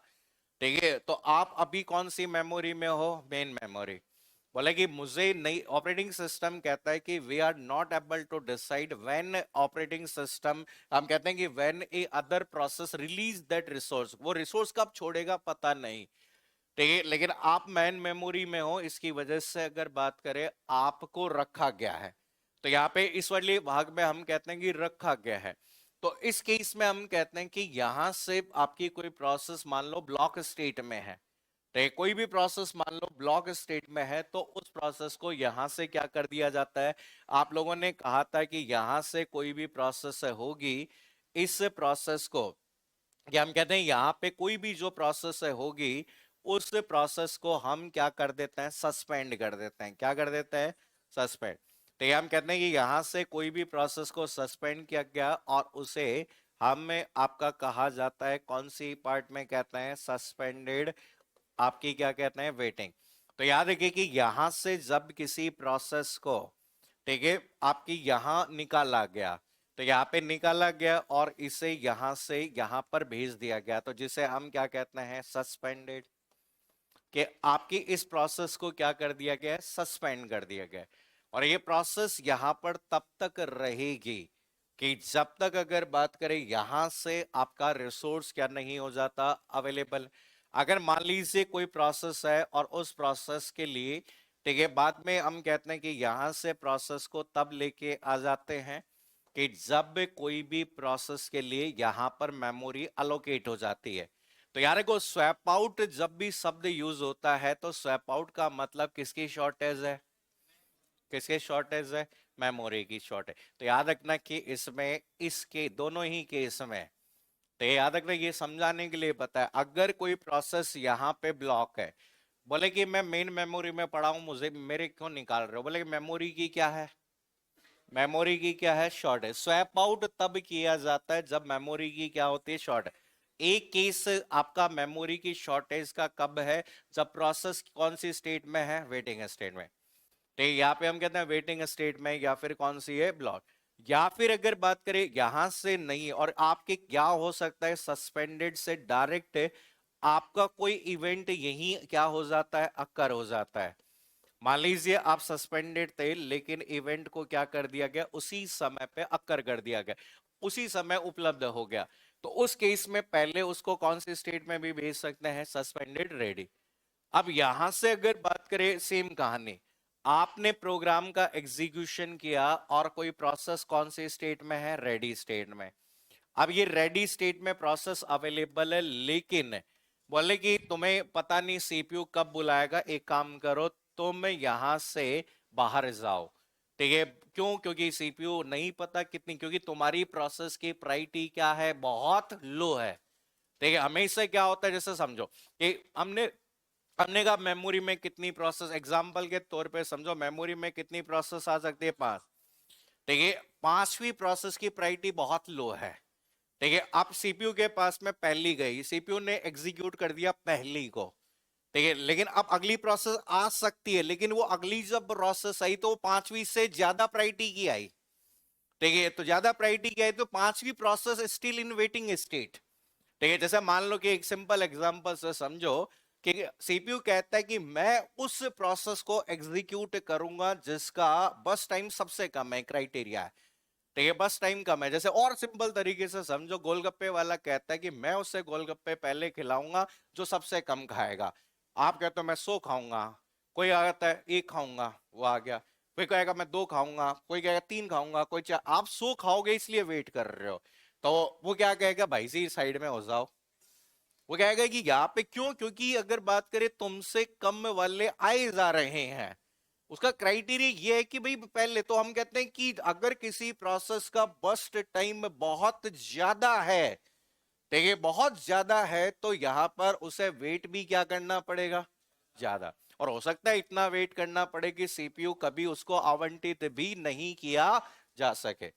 भाई जैसे मान लो कि आप लाइन लगा के कहीं डॉक्टर साहब के पास में बैठे हो, और डॉक्टर आप इंतजार कर रहे हो डॉक्टर का, और उस दिन अगर बात करें ऐसा दिन है, जैसे मान लो कि आपको जैसे कोई कहता है कि साहब आज वैक्सीन लगानी है, तो आप भी लाइन में लगे हो, तो लेकिन आपका नंबर ही नहीं आ रहा, क्यों नहीं आ रहा? तो जैसे ही आपका नंबर आने वाला आता है, तो एक आदमी अंदर जा रहा होता है, क्यों? तो हमारे चाचा विधायक है, गए। फिर दूसरा आया, क्यों? सरपंच है हमारे बापू जी, वो चला गया। भाई आपकी प्रायोरिटी आपकी लो है उस समय, तो उस समय आपका नंबर नहीं आ रहा, तो उस केस में कहेंगे कि भाई आप मेन मेमोरी का स्पेस लेके बैठे हो, इसलिए आपको यहां पर कुछ समय के लिए क्या कर दिया जाता है, क्या कर दिया जाता है, सस्पेंड। तो यहां से जब भी हमें जरूरत पड़ेगी, आप कह रहे हैं कि जैसे यहां पर हमने किसी प्रोसेस को क्या कर दिया गया, एक्टिवेट, तो एक्टिवेट कर, जैसे ही आपको एक्टिवेट कर दिया जाता है, तो एक्टिवेट करने के बाद वापस से कौन सी स्टेट में लेकर आ जाते हैं, आपकी रेडी स्टेट। तो हमें समझने के लिए याद रखना, वैसे ऑप्शन में केवल अभी यहां पर इसमें दिया हुआ था, ऑप्शन में क्या दिया हुआ था, सस्पेंडेड रेडी। तो यहां पर हम कहते हैं याद रखना कि बोथ, तो ये बी एंड आपका कौन सा होगा, सी। तो ये दोनों ही केस, क्योंकि देखो याद रखना, हमेशा याद रखना स्वैपिंग का कंसेप्ट क्यों काम में लिया गया, बताओ। तो स्वैपिंग का कंसेप्ट क्यों काम में लिया गया, ताकि स्वैपिंग क्यों काम में ली गई, अरे स्वैपिंग का कंसेप्ट क्यों काम में लिया गया, क्योंकि मेमोरी लिमिटेड है या अनलिमिटेड है। तो सीपीयू कहता है कि भाई आपके रैम कहता है मेरे पास मेमोरी लिमिटेड है, और आपकी जो मेमोरी लिमिटेड मेमोरी है, तो यहां पर आपको अगर किसी लगातार प्रोग्राम को प्रोसेस करना हो, या फिर आपकी रैम की क्षमता से बड़े प्रोग्राम को प्रोसेस करना हो, तो स्पेस चाहिए, और वो स्पेस आप फिर उधार लेंगे, और उधार देने वाला कौन है, हार्ड डिस्क। ठीक है, क्योंकि उसके पास में ज्यादा मेमोरी है और किसी के पास पे तो मेमोरी है नहीं। भाई जैसे समझो कि भाई आप उधार कब लेते हैं, जब आपके पास में यहां पे पर्याप्त मात्रा में पैसे नहीं होते हैं, ठीक है, लेकिन आपको कोई काम करना ही है, तो उस केस में आपको पैसे उधार लेने पड़ते हैं। तो सेम वैसी ही कहानी, रैम के पास पर्याप्त स्पेस नहीं होने पर, ठीक है, रैम के पास पर्याप्त स्पेस नहीं होने पर हार्ड डिस्क से स्पेस लिया जाता है, और वो हार्ड डिस्क का जो स्पेस होता है वो रैम के स्पेस के रूप में काम में लिया जाता है। ठीक है, वो रैम का स्पेस नहीं होता, स्पेस किसका होता है, हार्ड डिस्क का। लेकिन रैम को भ्रम हो जाता है कि स्पेस मेरा है, इसीलिए यहाँ पे वर्चुअल मेमोरी को अति व्यापक गौण स्मृति का विघटित प्रकार का भ्रम कहा जाता है, है? हिंदी में आता है क्वेश्चन, निम्नलिखित में से कौन अति व्यापक गौण स्मृति का विघटित प्रकार का भ्रम कहलाता है, वर्चुअल मेमोरी है। तो याद रखना कि यहां पे देखो स्वैप आउट का कंसेप्ट ही है, स्वैप आउट का कंसेप्ट ही है कि मेन मेमोरी से किसी भी प्रोग्राम को कौन सी मेमोरी में भेज देना, कौन सी मेमोरी में भेज देना, सेकेंडरी मेमोरी, और जरूरत पड़ने पर वापस से कहां लोड कर देना, मेन मेमोरी। तो हम कह रहे हैं जब जब मेन मेमोरी में स्पेस की आवश्यकता होगी, प्रोसेस को स्वैप आउट किया जाएगा। प्रोसेस का स्वैप आउट दो जगह पे होता है, या तो प्रोसेस स्टिल वेटिंग, हम कहते हैं प्रोसेस का पता नहीं कितनी देर वेट करेगी, और हम आगे पढ़ेंगे indefinite waiting time of a process is known as starvation. ये क्वेश्चन आता है कि प्रोसेस का अनिश्चित काल का वेटिंग समय है, ठीक है, वो वेटिंग टाइम आपका स्टारवेशन कहलाता है। तो या तो हम कहते हैं कि प्रोसेस ब्लॉक्ड स्टेट में है, ठीक है, तो हम कहते हैं कि तब स्वैप आउट कर सकते हैं, या कोई भी प्रोसेस आपकी कौन सी सस्पेंड, आपकी कौन सी स्टेट में है, रेडी। तो इन दोनों ही केस में हमें यहां पर स्वैप आउट करने की क्या होती है, आवश्यकता होती है, तो ये ध्यान रखना। ठीक है, तो आपको बस केवल क्वेश्चन लिख लेना है, याद रखना है, बाकी कोई चीज नहीं पूछी जाती है।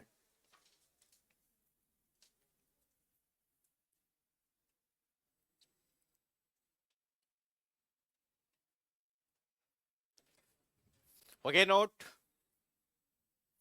अरे हो गए क्या नोट? लिखो लिखो जल्दी। ये तो कल बनाया था ना, वापस वही क्या बनाते रहते हो? हैं? एक ही चीज 8 डब्बे बना दिए, कल गोले बनाए थे, एक ही तो बात है। हाँ है? क्या बार बार लिखते रहते हो? याद रखना कि ये जो पार्ट आपका, जितना भी भाग आपका दिया गया इधर वाला, तो ये वाला जो पार्ट इधर वाला जितना भी पार्ट है वो कंप्यूटर की कौन सी मेमोरी है?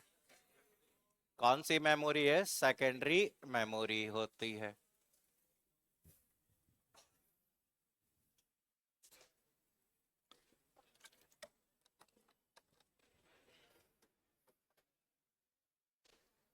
हो गया नोट? ठीक है, अब एक और पॉइंट याद रखना प्रोसेस से संबंधित, फिर हम शेड्यूलिंग वाले पार्ट में आएंगे। ठीक है, अगला जो कई बार एग्जाम में क्वेश्चन ऐसा भी बन सकता है, तो अगला जो पॉइंट आपको याद रखना है ऑपरेशंस। ठीक है, ऑपरेशंस ऑन प्रोसेस। तो किसी भी आपके प्रोसेस पर कौन कौन से कार्य किए जा सकते हैं? देखिए, एग्जामिनर डायरेक्टली आपसे पूछ सकता है कि which one of the following operation can be perform on process, कौन सा हो सकता है या कौन सा ऑपरेशन परफॉर्म नहीं हो सकता है। तो याद रखना कि आपको नेम याद रखना है। देखो, सबसे पहले पहला ऑपरेशन परफॉर्म किया जाता है किसी प्रोसेस पर, उसे क्या कहते हैं? क्रिएशन। ठीक है, अगर आप कोई भी काम करना चाहते हैं कंप्यूटर में, सबसे पहले प्रोसेस को क्या किया जाता है? क्रिएट किया जाता है। तो यहाँ पे हम कहते हैं कि ऐसा बोल सकते हैं, लिखने की जरूरत नहीं है, बस नेम याद रखना कि प्रोसेस को, ठीक है, प्रोसेस को क्रिएट किया जाता है।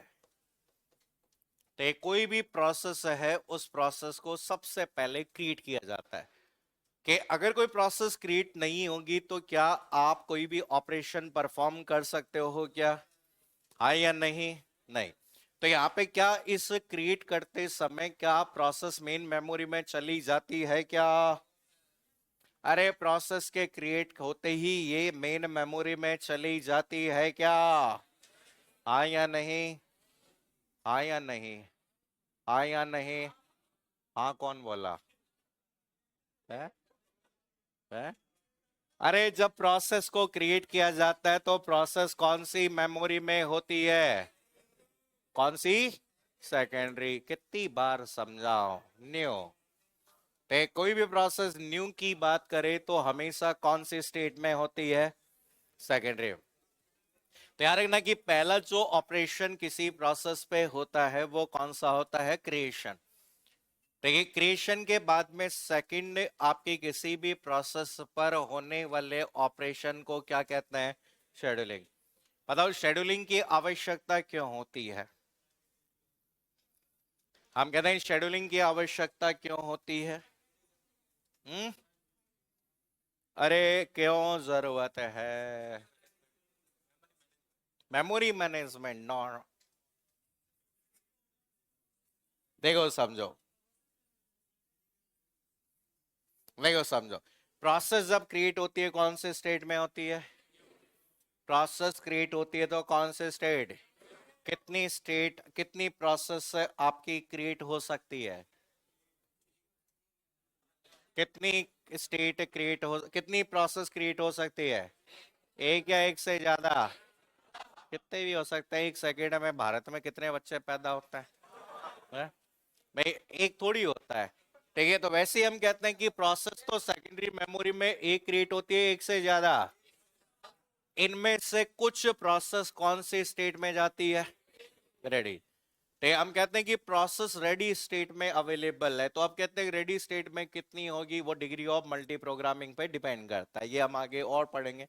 तो यहाँ पे हम कहते हैं कुछ प्रोसेस को, हम कहते हैं कि सब तैयार हैं लेकिन इनमें से कुछ प्रोसेस को कौन से स्टेट में लाया जाता है? रेडी। रेडी में एक स्टेट, एक ही प्रोसेस होती है, एक से ज्यादा? एक या एक से ज्यादा? और रेडी से प्रोसेस कौन से स्टेट में जाती है? अरे एक प्रोसेस दूसरी प्रोसेस, हम कहते हैं कि कौन सी जगह जाएगा? हम कहते हैं कि रेडी से प्रोसेस कौन सी में? रनिंग में कितनी प्रोसेस? एक। कौन सी? कौन सी? कौन सी जाएगी ये डिसाइड करना क्या कहलाता है? चरण। देखिए सीपीयू इनमें से एक प्रोसेस को सेलेक्ट करेगा।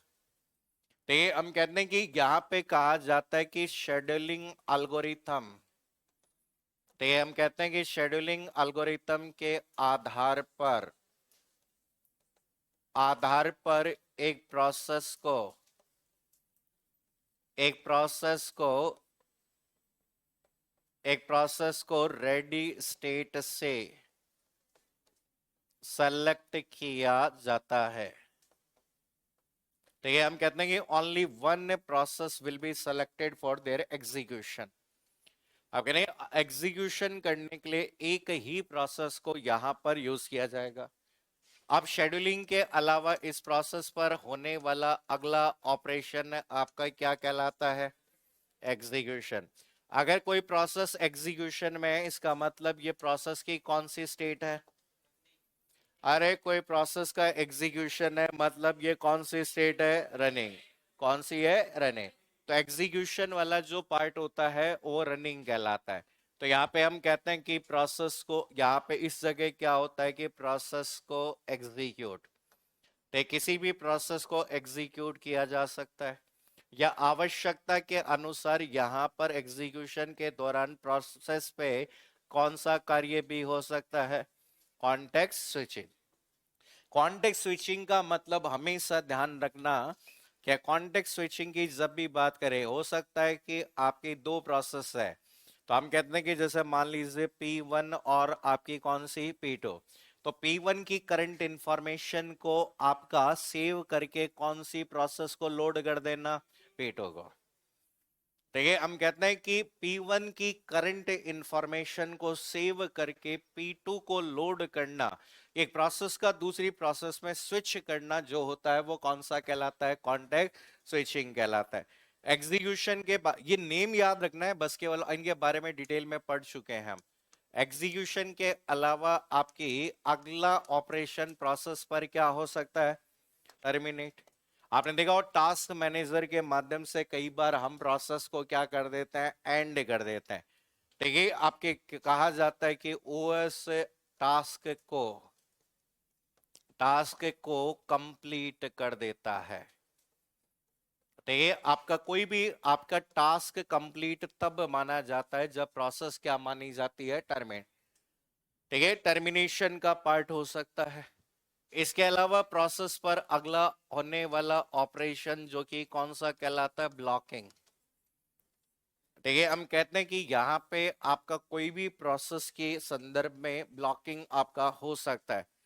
तो यहाँ पे हम कहते हैं कि आपके ब्लॉकिंग में कब होती है? जब प्रोसेस किसी इनपुट आउटपुट इवेंट का क्या करता है? वेट करता है। तो यहाँ पे हम कहते हैं कि आपके इनपुट आउटपुट इवेंट का वेट वेट तथा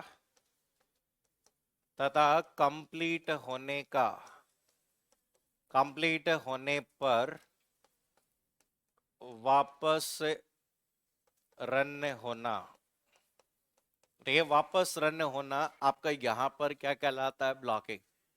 तो इसके बाद में हम कहते हैं कि प्रोसेस के संदर्भ में अगली जो स्टेट आपको ध्यान रखनी है जिसका नाम है कॉन्टेक्स्ट स्विचिंग।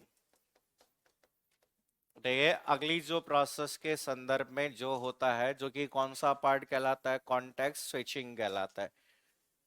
ठीक है, तो यहाँ पे कॉन्टेक्स्ट, ये देखो टर्मिनल ऑपरेटिंग सिस्टम में सबसे ज्यादा डेफिनेशन और मिलान करने वाले जो सवाल आते हैं उनमें डेफिनेशन और स्टेटमेंट आपके यहाँ पे दिए जाते हैं। ठीक है, यहाँ पे जब एक प्रोसेस, तो हम कहते हैं जब एक प्रोसेस से अन्य पर स्विच किया जाए, तो हम कहते हैं एक प्रोसेस से दूसरे प्रोसेस पे स्विच करने का जो प्रोसेस होता है, तो ये उसे हम किस नाम से जान सकते हैं? कॉन्टेक्स्ट स्विचिंग कहते हैं। इसके बाद में एक और जो पार्ट होता है जिसे हम क्या कह सकते हैं? Inter process. ठीक है, इंटर प्रोसेस कम्युनिकेशन। तो इंटर प्रोसेस कम्युनिकेशन होता है जिसकी वजह से हम आगे पढ़ते हैं एक कंसेप्ट जिसका नाम है प्रोसेस सिंक्रोनाइजेशन। ठीक है, इंटर प्रोसेस कम्युनिकेशन। ये बहुत बार ऐसा होता है कि दो प्रोसेस एक दूसरे के बीच में कोई भी डेटा को क्या करती है, शेयर करती है। ठीक है, यहाँ पे अगर बात करें, आपके कहा जाता है कि दो प्रोसेस के बीच, देखिए दो प्रोसेस के बीच डेटा को एक्सचेंज, ठीक है, एक्सचेंज या कोऑर्डिनेट करना, एक्सचेंज या कोऑर्डिनेट करना। ठीक है, तो यहां पर इसे इंटर प्रोसेस कम्युनिकेशन भी कह सकते हैं। ये कब जरूरत होती है? ठीक है, जब आपकी मेमोरी को क्या किया जाता है, शेयर किया जाता है। मेमोरी शेयर हो सकती है क्या? अरे हाँ या नहीं? ठीक है, वह कंसेप्ट जहां मेमोरी को मल्टीपल सिस्टम के बीच में शेयर किया जाता है, उस ऑपरेटिंग सिस्टम को क्या कहते हैं? Multi processing. क्या कहते हैं? Multi processing. लिखवाया था ना मल्टी प्रोसेसिंग। ठीक है, वहां मेमोरी मल्टीपल सिस्टम के बीच में शेयर होती है, इसलिए उसे टाइटली कपल्ड सिस्टम कहा जाता है।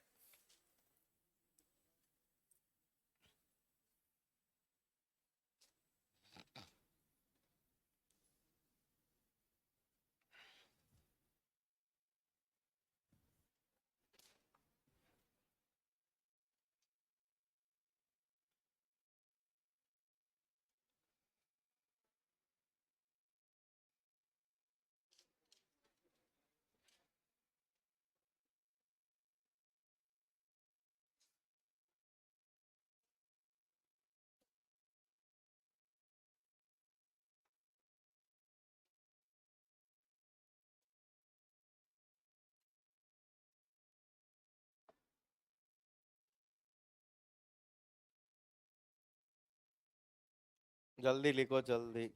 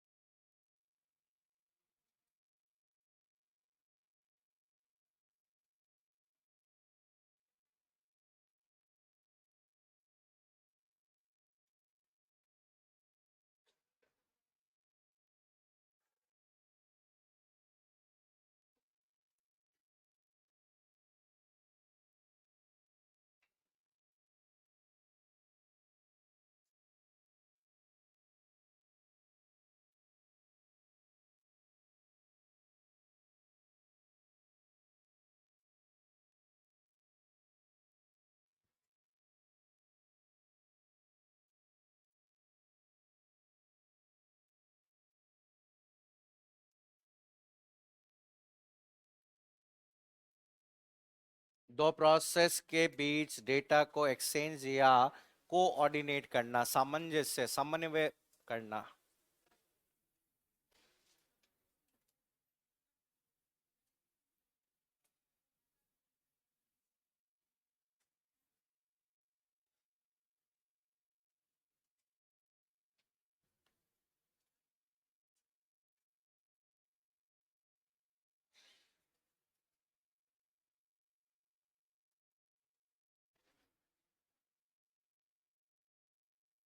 हो गया नोट?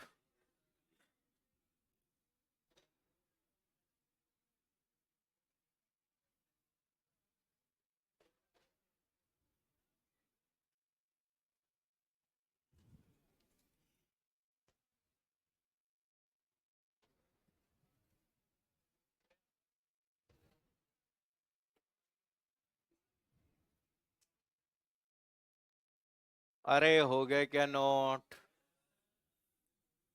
जल्दी करो जल्दी।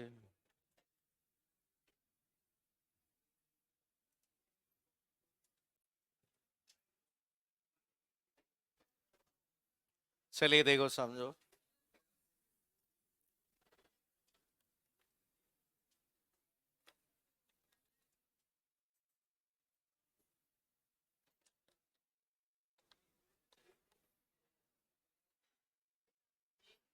हो गया नोट?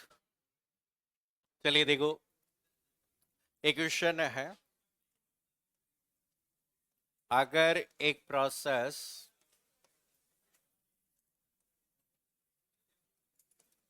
अगर एक प्रोसेस कंप्यूटेशन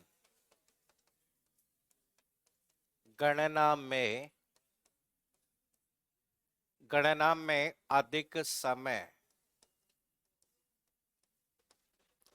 समय व्यतीत करती है तो इसे कहा जाता है।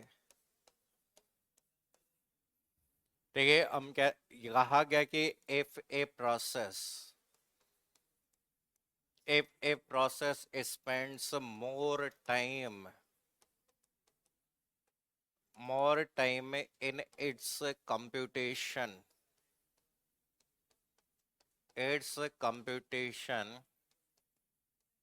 then it is called as। देखिए पहला ऑप्शन है आपका दिया गया है इनपुट आउटपुट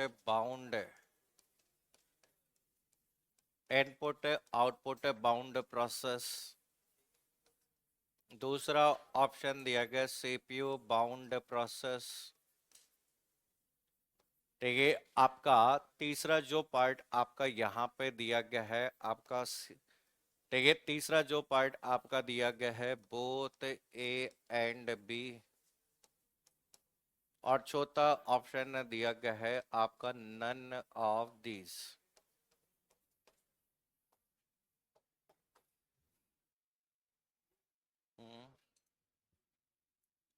देखो समझो। ठीक है आपके यहाँ पे जो भी प्रोसेस होती है उस प्रोसेस को दो तरह से डिफाइन किया गया है। ठीक है आपकी जो भी प्रोसेस की जब भी हम बात करें तो किसी भी प्रोसेस की कहानी जो होती है तो ये हम कहते हैं कि अकॉर्डिंग टू आपके ऑपरेशन परफॉर्मेंस की जब बात करें तो या तो कोई भी जो प्रोसेस होती है जो आपका सीपीयू बाउंड है तो या तो प्रोसेस कहलाती है कौन सी सीपीयू बाउंड प्रोसेस और या फिर कोई भी प्रोसेस कहलाती है इनपुट आउटपुट बाउंड आपकी क्या कहलाती है प्रोसेस। तो ये दो तरह की प्रोसेस यहां पर हो सकती है। तो याद रखना कि सीपीयू बाउंड का मतलब क्या होता है आपके मान लीजिए कोई भी प्रोसेस है तो ये हम कहते हैं कि आपका कहा जाता है कि स्पेंड्स ठीक है मोर टाइम ठीक है इन कंप्यूटेशन। तो ये कंप्यूटेशन या फिर हम कह सकते हैं कि वह प्रोसेस जो सीपीयू के साथ अधिक समय व्यतीत करती है मतलब रनिंग में आपका समय क्या लग रहा है ज्यादा। अगर हो सकता है ना किसी प्रोसेस का बस टाइम ज्यादा हो अगर किसी प्रोसेस का बस टाइम ज्यादा हो तो प्रोसेस को एग्जीक्यूट करने में समय ज्यादा लगेगा या कम लगेगा ज्यादा लगेगा। देखिए यहां पर इसे हम कहते हैं कि स्पेंड्स मोर टाइम ठीक है more time in input output operation. आप कह रहे हैं कि इनपुट आउटपुट ऑपरेशन को परफॉर्म करने में अगर उसे समय क्या लगता है ज्यादा लगता है ठीक है तो यहाँ पे हम कहते हैं कि spend more time in waiting एक वर्ड और जोड़ो वेटिंग ठीक है waiting in input output operation.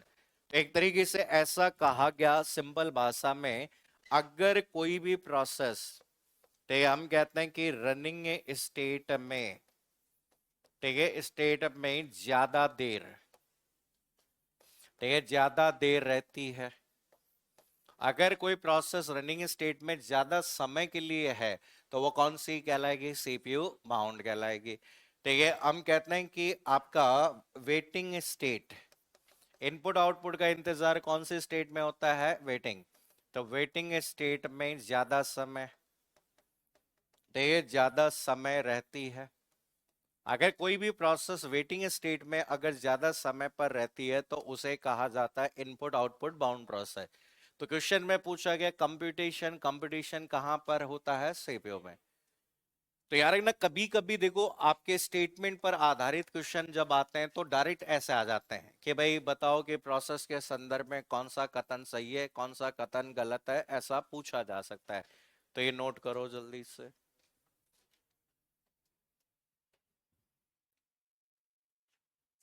Hmm,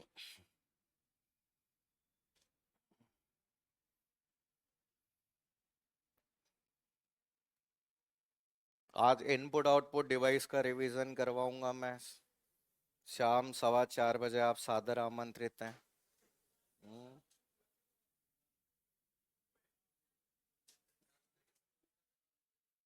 hmm.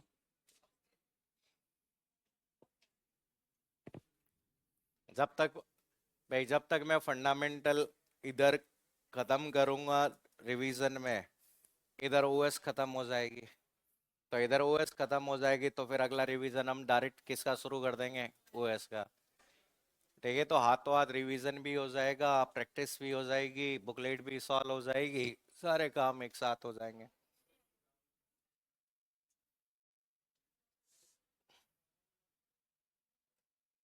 Hmm.